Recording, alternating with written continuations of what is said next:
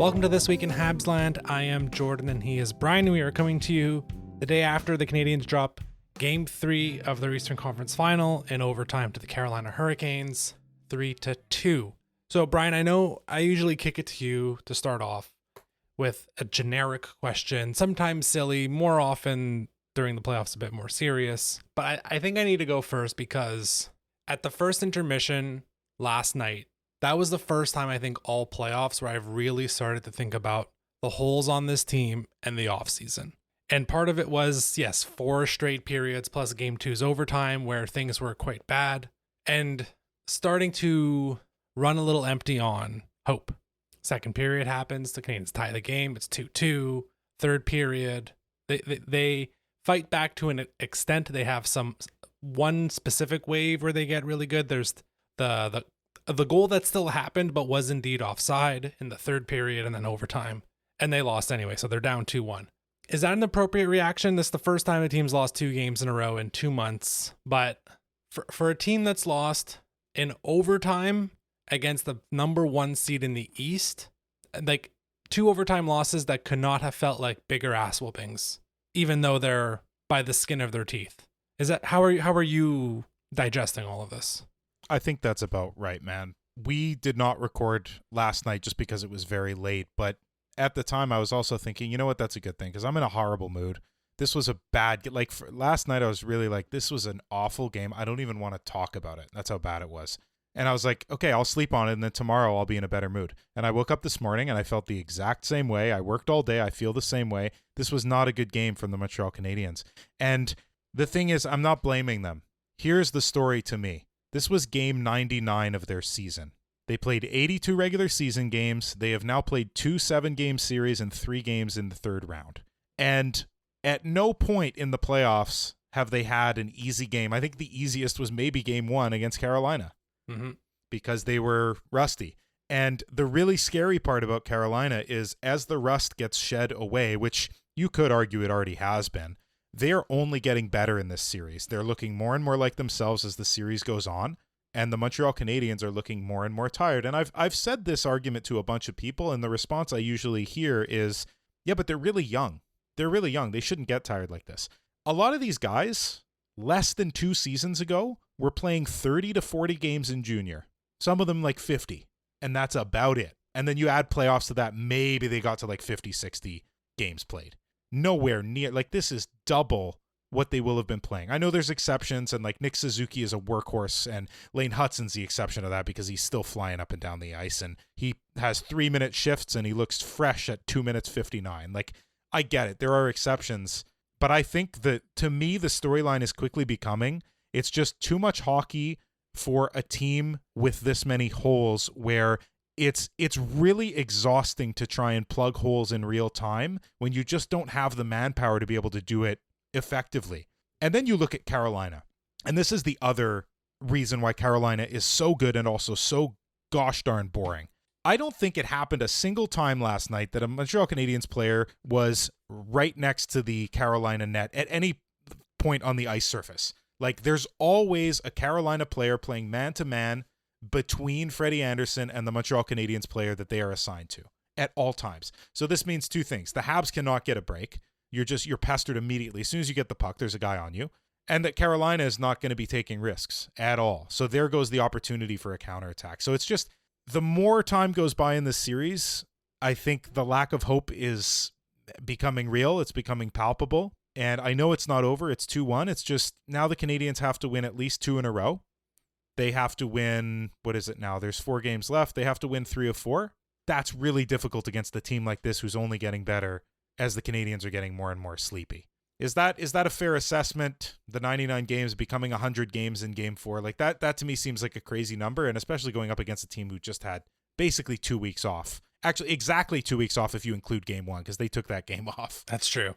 Look, I don't even think you needed to add the qualifiers about Lane Hutson was playing 40 games a year and Demidov was playing 50-ish games in the KHL, and probably closer to 60. We don't even need those qualifiers. Really, you hit it. It's 99 games now, with the last 17 being playoff games in really tight series. So those are 1.5s. And then you add on top of that 2 of your 5 most important players are actually on game 105 now because Slav and Suzuki went deep into an Olympic run. That's true. So it's a lot of miles to suddenly go up. Like last year, sure, they make the playoffs, but like they got an extra 10 days of hockey and it really wasn't much of an increase. And then the other fact here, and I was talking to you right before we started about like trying to write in my notes, like what are the adjustments? And first of all, I was struggling with what the heck the adjustments could be. Because part of what Marty does, so I've appreciated from his regular season perspective, is many of his adjustments are just like, I'm just not going to play that guy anymore. And now you can afford to do that when you have the luxury of multiple weeks and months, and you can bring new guys in and slowly onboard them. And you're not playing like a Carolina or a Buffalo or a Tampa every night. You'll sneak in a Columbus Blue Jacket or a back-to-back against Toronto and Detroit, right? Like, you're afforded that luxury. You don't have that luxury. So when you look at the team right now, I mean, I think that's part of the reason Struble is still in the lineup is because Marty's thought process is I will trust Struble more often than I will trust Jackeye, and I need to do whatever I can to do my best to balance out the ice time. I mean, I was looking at Suzuki's ice time after 2 periods. I think it was only around 12 or 13 minutes. Now, it ended up being closer to 25 by the time the night was done. That's because they basically played almost 4 entire periods. But I think that's part of it, that some stuff that Marty often does, and he's still done at these playoffs. Brendan Gallagher has barely touched the ice. Like we've talked about why the bottom 6 has gotten better. There's a huge decision to basically bench Brendan Gallagher these playoffs. And that's his thing of like, I'm just going to remove something. We've talked about it with Barron and with Primo and all these guys over the last few years. Man, you can't really do that when the team is completely gassed.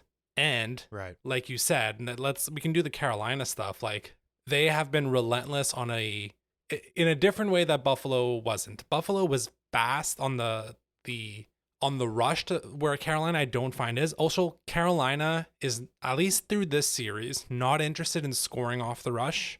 They are way more interested in just cycling you to death. Yeah. And they know that because they can get the Habs tired. The one thing that I wasn't expecting that's happened is it really feels like Carolina's bullied the Habs in this series.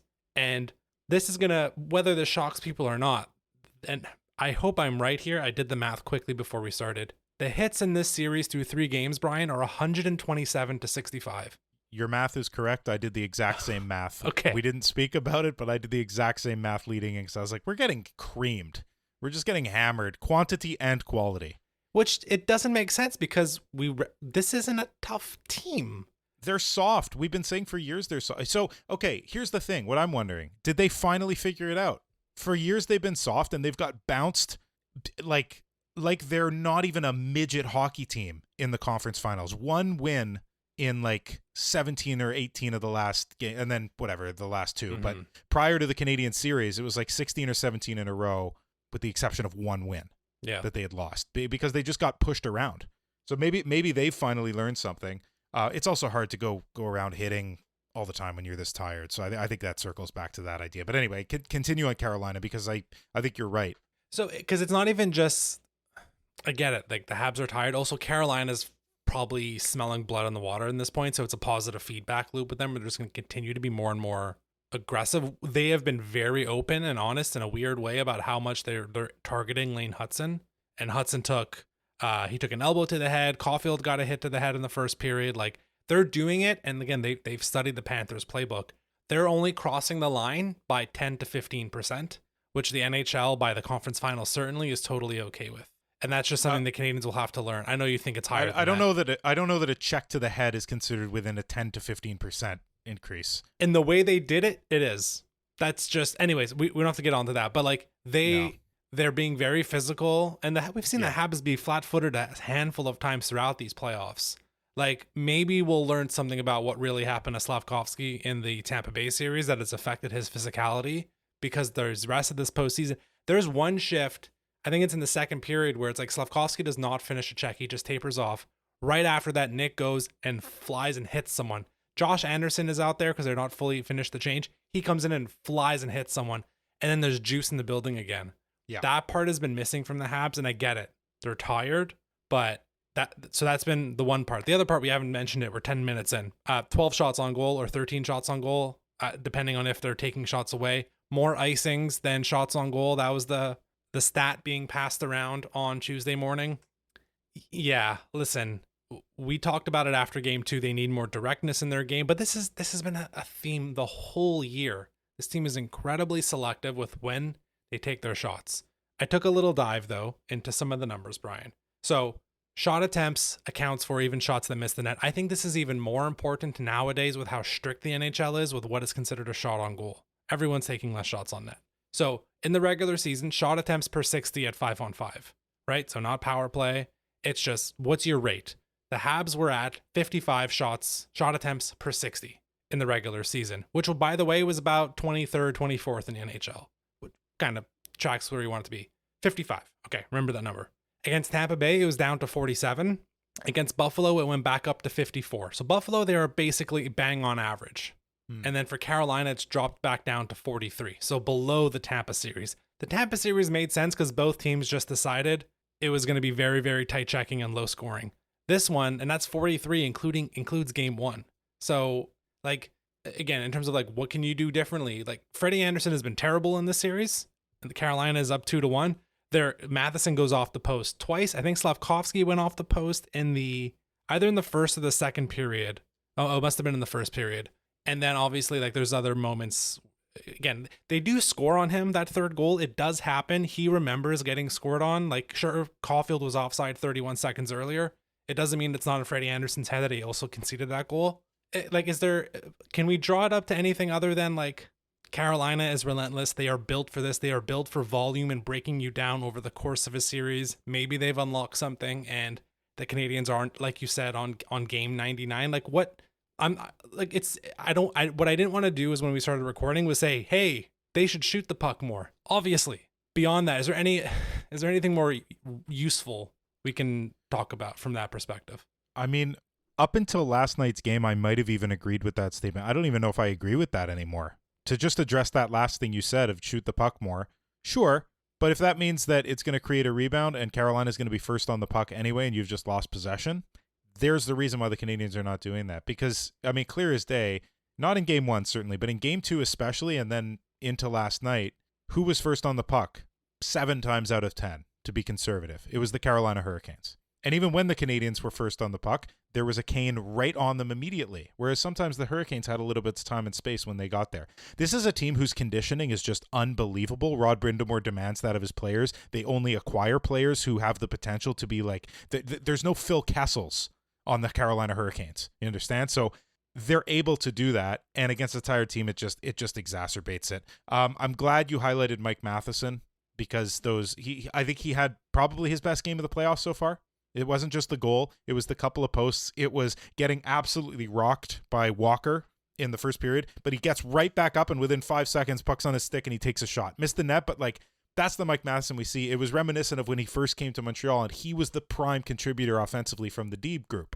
And I just kept being like, old school Mike is back. In terms of the explanation, I think we've hit it on the head in multiple ways. It's the tiredness of the Canadiens. It's the organization of the Canes and how deep they are at every single position.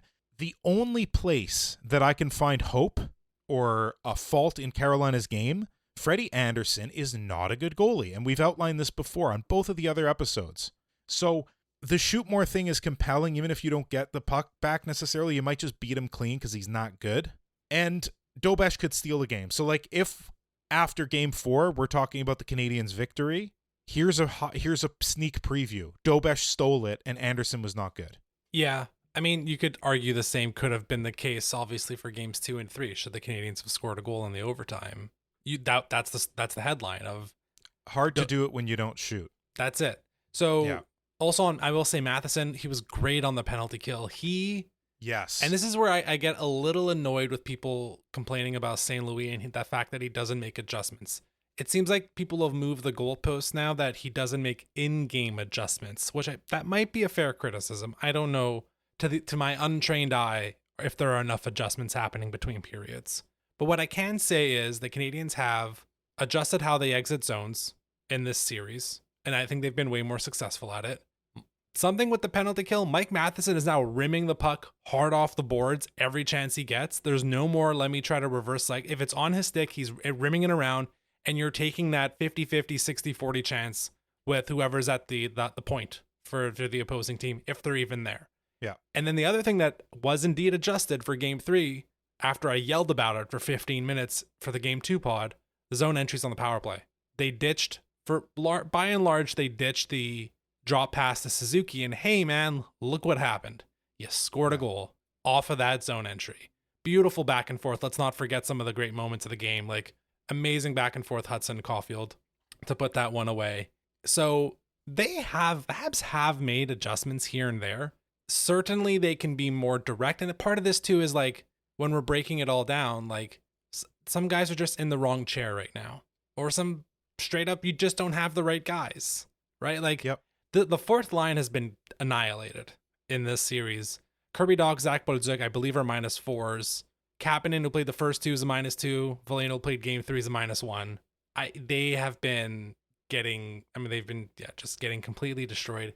Part of the issue here is your fourth line center is currently playing as your second line center because you don't have a second line center. It always comes back to your second line center and the fact that the Canadiens don't have one. I still think defensively, there's at least one guy missing, and you've mentioned Reinbacher's name. Not that he is the solution right now, but that the fact that he is not ready in this moment, and we're not advocating for him to come into the lineup, but the fact that he is not ready in this moment is, once again, everybody is, to an extent, off by one chair. Like Dobson and Hudson make sense as the 1 and 2 right now. Matheson's playing too high up. Gooley, after having 2 really good games, was very poor. Like, I know he has the pinch on what ends up being the Matheson goal. The whole second line, by the way, wins the board battle. And I think is it Alex Newhook who doesn't get the assist? He's the one who wins the main battle, and then Evans pumps it to Demidov, who eventually gets to Mac Matheson. So he has a good pinch there. Caden Gooley's pinches, that's something we hope is improved in the offseason and into next year. Because there's a couple 3-on-1s that you look at on the replay, and it's like, oh, it's Caden Gooley got caught too low, and they conceded it. And thank goodness for Jakub Dobeš. So yeah, it's in terms of adjusting, I don't know, like Carolina is just really good. And they have been the better team consistently now for about 140 minutes of hockey. Full stop. Jakub Dobeš has been incredible. He's been their best player in this series. And, it's not over. Like, I still think the first line is having a pretty darn good series. Like, their advanced numbers are still better than they were in the first 2 rounds. They're at a 65% expected goal percentage, 56% shot attempt percentage. Yes, that includes game 1, but it's still way better than what they were doing in the first 2 rounds. So they're trending upwards still. I still feel like we're missing something from the board battles and the physicality from Slavkovsky, but there's elements there that are working. But yeah, it's I am slowly running out of ways that they can effectively compete and win in this. That is not what you said earlier, which is Dobeš steals it and a Hudson, a Suzuki, someone has a moment of brilliance. And I will say that's not too much to ask for. All throughout the regular season and even into these playoffs a little bit less so, but we've seen moments. The top end guys have had to show up. The regular season is really kind of what I'm thinking of. That was the prep for the playoffs. And the things that made the Canadiens successful in the regular season have not been making them successful now. I want to touch on a bunch of things that you mentioned. You mentioned the power play. I think a perfect example of them figuring it out. They didn't figure it out from the very start of the game. They figured it out exactly 1 minute into the first power play because they tried their silly little enter the zone, pass it immediately within the first 5 feet about 3 times. Pushed back, clear. Push back, clear. Push back, clear. The 4th time, Caulfield goes, screw this, I'm dumping it in. Immediately, Demidov and Slavkovsky retrieve the puck. This didn't lead to a shot. It didn't lead to a goal, but they got possession and they started a cycle. So they learned it in real time. So that's huge. Way to go, Caulfield, for just recognizing this isn't working. I'm going to change it up myself. On the opposite idea, the penalty kill, which you mentioned, some of the biggest moments in this game were shot blocks. Yeah. Because yes, Dobeš was amazing. 38 shots on goal for the Hurricanes. They would have had a hell of a lot more if Gooley and Hudson hadn't blocked 5 shots each. Some of them diving down onto the ice, face within inches of the ice surface.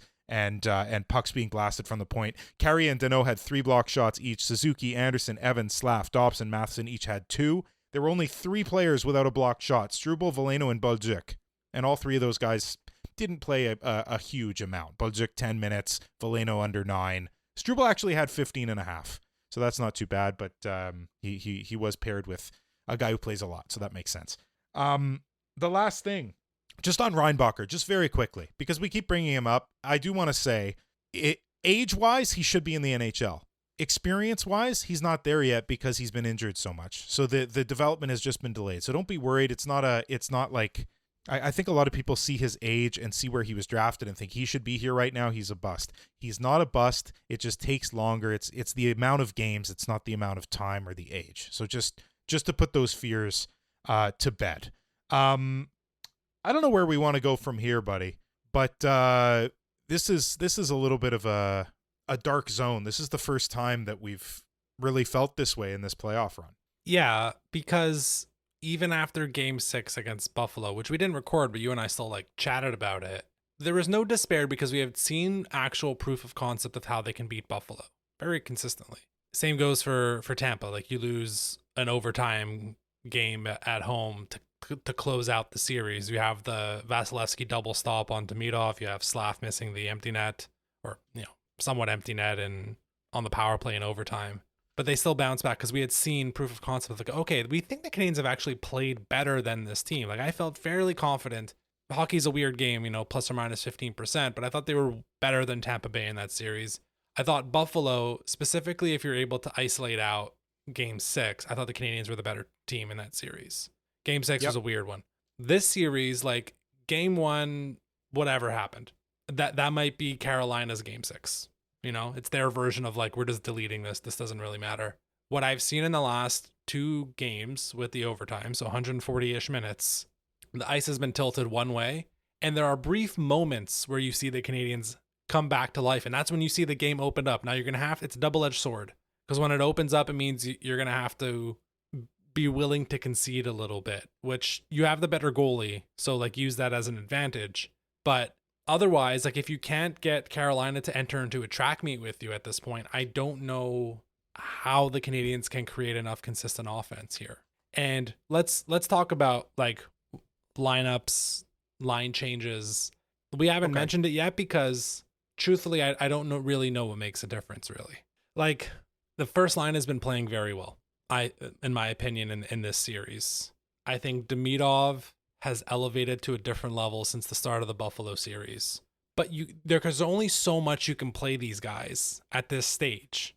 And the fourth line has been adrift, and they're on the ice very often for the overtime, for the goals that go in overtime. Check how many times that the fourth line has been out there. Like, Kirby Dach and Zach Bolduc have been out there. Yeah. I think last night was probably the first time they weren't. So and that's because Marty got so much shit for putting them out in game 2 that he was reluctant to do so in game 3. So I'm grasping at straws with what can be done. There's no like sexy, let's put Demidov up with the first line and move Slav around. Like, I don't think that's the issue, because I don't know if the Canadiens can solve what the issue is, which is how well organized Carolina is in the offensive zone, and that the Canadiens just don't have the guys to break that right now. And that offensively, beyond the first line right now, I'm not seeing anyone that can create stuff off the cycle at all. And even that, the first line has not been anywhere near what they were in the regular season. They've created great stuff off of the rush, and they'll have brief moments where they can cycle it. But is there anything, like, we didn't see any adjustments game 2 to game 3. I mean, we saw Joe Veleno draw in, but truthfully, like, I don't know how much that's really changing stuff. Again, like, I feel like we've been trying to figure out the last 6 to 10 minutes, like, what's the adjustment? What can they do? The literal only thing I can think of, and this does not address the offense whatsoever, but it might have a cascading effect on the offense eventually. Do you put Jack-Eye back in and tell him, go run somebody? The refs aren't calling anything. They're hitting Caulfield, Hudson in the head. They're hitting on the numbers. They are, like, horrific refereeing last night. Like, let's just be real. We're not going to do a whole thing about it, but horrific for both sides. Both sides. They missed the too many men that absolutely should have been called. So they didn't miss it. They had an active conversation where they said, but hey, we agreed we weren't calling anything. And they're like, yeah, true, we can't call it. That's, okay. I'm telling you, I'm 99% sure that's what the conversation was. Whatever the dumbass reason they have in their head is, you're probably right, Jordan. Whatever the dumbass reason that they have in their head is, fine. Good for you. You still suck at your job. Though you get paid by the league and the league wants this, I guess. Whatever. They do. Best sport in the world, worst league in the world. I think realistically, that's the only thing you can do. You put Jack-Eye back in the lineup. You put Fleury and Jack-Eye in for, let's say, Joe Veleno. You tell both of those guys and Josh Anderson, go have fun. If you have less than 10 hits tonight, you're never playing in a Habs jersey again. Like, I'm exaggerating, obviously, but the idea behind this statement is the Canadiens have to get a little bit mean because you're getting out-meaned by a soft team right now. Sure. Where is the gusto and the hatred and the defense of your teammates that we saw against Tampa, that we saw against Buffalo? It's not there. Who went after Taylor Hall? Tell me, who went after Taylor Hall after he egregiously need Hudson in overtime? I will say, was it Anderson? No, the hit into the. It was Sorry, Alex Texier. Very first shift did go right at Taylor Hall about 3 minutes in and finished a check on him. That I know it's not as much as you would want, but that's normal hockey. That's normal hockey, Jordan. Like, you're right. Yeah. He did do that, but you finish your checks. Yeah. I mean, really, like, go speak to him and tell him we're fighting right now. And if he declines, all right, man, so, you'll see what happens. This is the thing. You're finding one of the sore spots in this series, which is Carolina. Forget the 15, 20% over the line thing they figured out, I mentioned earlier. After the whistle, they withdraw completely. I mean, look at what happened after, who was it that ran Dobesh? But Walker. Yes, Sean Walker. Yes, thank you. It's nothing. He turtles. Jake Evans gets 1 or 2 on him, and that's it. They walk away because they know it. They're like, we did something stupid. They know they're getting the 4-on-4. Once the whistle goes, that team walks away, which I don't. Look, they're winning this series. They have a very, very strong chance of winning this series and winning the cup. So there's only so much you can say about it. But they have found, they are incredibly physical during play. And the Canadiens, unfortunately, have played 2 teams before that were physical during the play, but way more physical after the whistle. And when you're not able to kind of self-govern post-whistle, which is why we haven't seen Arbor Jack-Eye and why he was so important in the Buffalo series, if you're not able to self-govern, then the Canadiens, they are just, Carolina's too sharp, too fast, too fresh for the Canadiens to do anything useful. Again, the number of hits, we'll say it one more time, it's 127 to 65. That's 40 hits a game they're throwing around. I know what you're saying of go out there and be more physical. The problem is the guys that you're talking about, they're going to be more effective in being physical after the whistle. But Carolina's I'm telling you, Brian, if they bring in those guys, the Habs are taking 7 penalties and they're going to lose the game. Yes, they're not calling anything because their names are Jack-Eye. That's why. Sorry. These are the same goes with Brendan Gallagher, by the way. If we bring in Gally's taking a penalty, and the Carolina's gonna go 2 for 7 on the power play, and we're gonna get blown out. I don't know. I just have a feeling about how that's going, which is why I'm really here. Let's turn it positive for 2-3 minutes, and then let's call it. So to give some hope, here's the hope. Great. Your goalie's been the best player in the series, both sides. Their goalie has been the worst player in this series. Both sides. You can maybe argument the Habs 4th line, but whatever. You know what I mean? Bottom 10 percentile. Yeah. Your first line is the best it's looked at these playoffs in the first 3 games. They're playing well. St. Louis has started to dabble with Hudson more consistently on the left. We haven't talked about his turnover. It's obviously his turnover that leads to it. He's going to come back like an absolute maniac in Game 4. He also scored the second goal, which was beautiful, and he drew the penalty to cause the power play, which led to the second goal. So, we take the good with the bad. We do. Continue. And then the other part is it's Dobesh is doing what he can. He's yet to steal he's yet to truly steal a game in these playoffs. He's gotten really close multiple times. The Habs just have no gas left.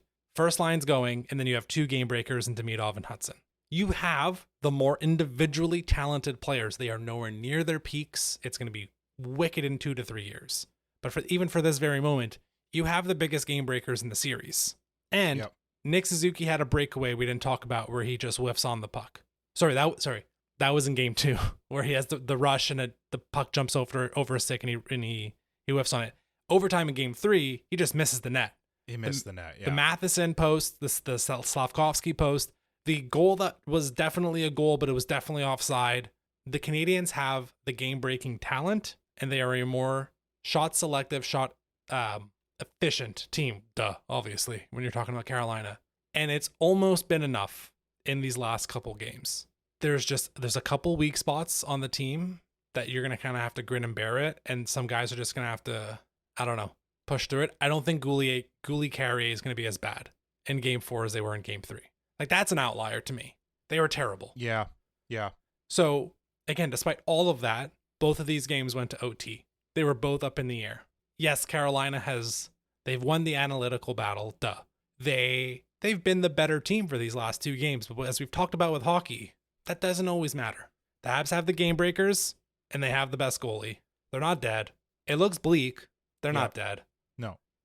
No. Here's the statement I would make in the dressing room, and I know Marty is gonna come up with something 10 times better than this anyway. So he'll do what he wants to do. But here's what I'd be saying as the coach or as a leader in the room, whatever, some guy standing in the room. This is game 100 of the season. So talking about game 4, guys. This is game 100 of the season. It's potentially our last game at home. The way this series has gone so far, it likely is. Give the fans a show and make sure that we can come back here for game 6. I think that should be a huge motivating factor because it's so obvious how badly the Canadiens want to win for the fans that are in the building. It's almost to a detriment to them how badly they want to do it because the pressure mounts and they want to do well so badly for themselves, for their team, for each other, for Marty, for the organization, for the crest, but most of all, I think for the fans. And so I would just frame it like that. I hope they're viewing it like that. And regardless of what happens, I think we could say definitively way above their heads this season. Way above their heads. They've played unbelievably well. And I personally am just so proud of what this team has done already. Finish strong. Whatever happens at this point. Finish strong for the fans. Finish strong for yourselves. Game 100, I know you guys are tired. Whatever little gas and fumes you've got left in the tank, use all of it. And then hope you magically gain some more for game 5. Because you basically have to win game 4 because you're not winning 3 in a row against Carolina. Yep. Biggest but test there's of a the chance. season. That's it. It's the biggest test of the year. I know there have been bigger games. There have absolutely been bigger games. Game 7s are bigger than a game 4. But this is the biggest test of the season. And it's not... On that note... Yeah. Sorry.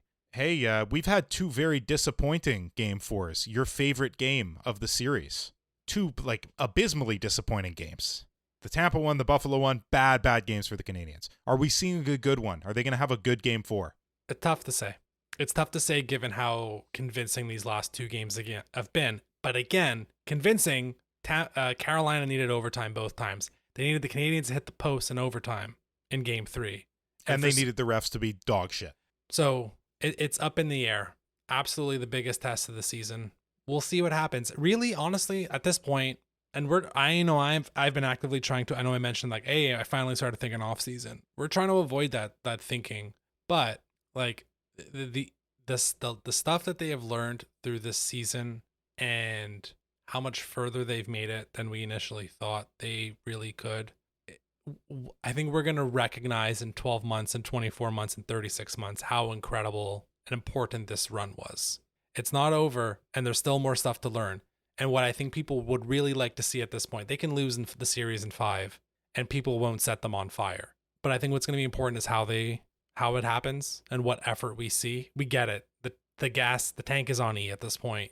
But go out there, and if it's all that Montreal fans want. At the core of it, we're all psychopaths who watch this team way too much and chant "Ole Ole" in a tie game in the second period. Calm down. We're also doing it in pregame now. I was in the Canadian Tire Center when they were doing it. We're lunatics. What we care more than anything else, and you can always figure out who are the fans that the players that the fans attach themselves to most. It's the guys who hustle the most. It's not rocket science. It's Brendan Gallagher. It's PK Subban. It's Saku Koivu. Right? There was a love-hate thing with Kovalev. We loved him because he was flashy and he was clutch, but he's a Russian volcano. He wouldn't care all the time. So It was up and down with him. But it's the guys that give a damn every single shift. And look at the changing Josh Anderson. Tell me what it's really been. It's just been him being cool, I know what I need to do now. Fly through walls all the time. And now people love Josh Anderson. That's what they want to see. Do that in game 4 and 5. If there's a 6 and a 7, great. If there's a cup final against the Vegas Golden Rapists, that's cool. But at this point, just go out there, give it your all. That's what people want to see. Any closing words, Brian, on nothing in particular? No. Go Habs, go. Go Habs. We believe in you. I know this has been a bleak episode. We're trying to ascertain what the solution is, but the solution's right there in front of you. Yeah. Freddie Anderson is bad. Get the 20 shots, you win the game. I really do think that. Also, I hate these 8 p.m. starts with a fiery passion. I know we all do. We don't have time to get into it now, but we'll save it for another episode, which we'll wrap up now. Follow us on social media, Habsland Pod, Spotify, Apple Podcast, all that usual stuff I say at the end of the episode. I'm too tired to say it all out loud right now. And until game 4, go Habs.